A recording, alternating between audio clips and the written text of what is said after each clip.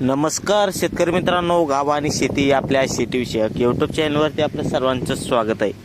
शेतकरी मित्रांनो, आज आपण या व्हिडिओमध्ये पाहणार आहोत की झेंडू लागवडी कशा पद्धतीने केली पाहिजे, किंवा जो आता आपण प्लॉट बघत असाल हा प्लॉट कशा पद्धतीने याची लागवड ही केली, तर हे सविस्तर माहिती आपण आज या व्हिडिओमध्ये पाहणार आहोत.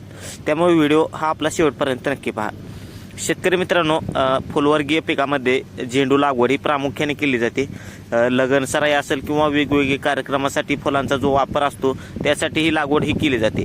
थोड्या खर्चाचं पीक आहे, तरी पण चांगल्या पद्धतीने जर बाजारभाव आपल्याला लागला तर खूप मोठ्या प्रमाणामध्ये फायदा देणारं हे पीक आहे. तर मग सर्वात महत्त्वाचं आलं ह्याची लागवड ही कशा पद्धतीने आपण केली पाहिजे, थोडक्यात तुम्हाला माहिती सांगतो मी.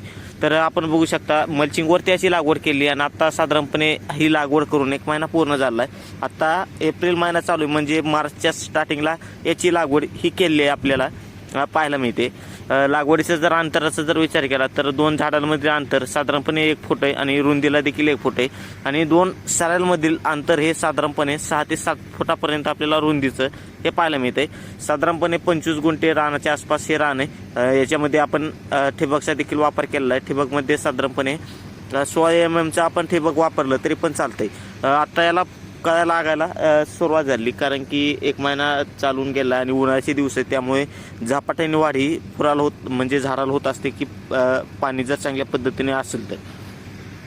त्यानंतर लागवड करते वेळेस आपण काय काळजी घेतली पाहिजे की जे पण आपण रोपं ज्या नर्सरीमधून आपण लागवड करण्यासाठी आणत असतो ते रोपं जे आहेत ते चांगल्या पद्धतीने 100% खात्रीशीर रोपं हे आपल्याला पाहायला म्हणजे भेटले पाहिजेत की जेणेकरून त्याच्यावरती चांगल्या पद्धतीचे फुलं हे लागतील.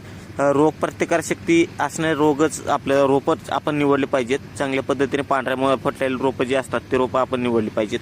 त्यानंतर तणांचं आणि रोगाचं नियंत्रण हे करणे अत्यंत महत्त्वाचे आहे, कारण की याच्यामध्ये मावा जो असतो माव्याचं प्रमाण जास्त प्रमाणामध्ये आपल्याला यामध्ये पाहायला मिळत असतं. त्यामुळे योग्य नियोजन जर केलं तर आपल्याला चांगल्या पद्धतीने याचं बाजारभाव हा आपल्याला पाहायला म्हणजे मिळायला चांगल्या पद्धतीने फायदा होत असतो. आत्ताचा जर विचार केला आपण तर कमी प्रमाणामध्ये आता बाजारभाव आहे, नंतरच्या काळामध्ये चांगल्या पद्धतीने बाजारभाव येण्याची शक्यता आहे.